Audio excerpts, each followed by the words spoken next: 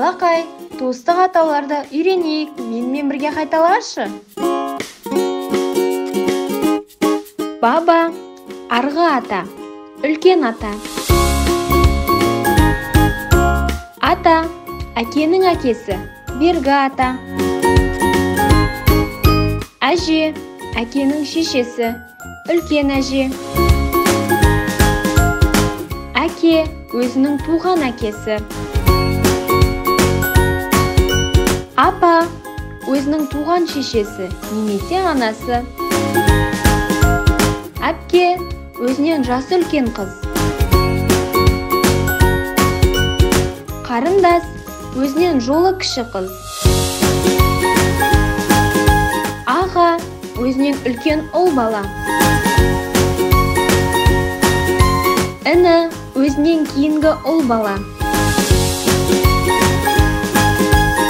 Ағайын, бауырлас, аталас адамдар.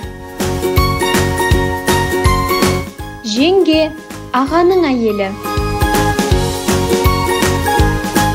Келін, інінің әйелі.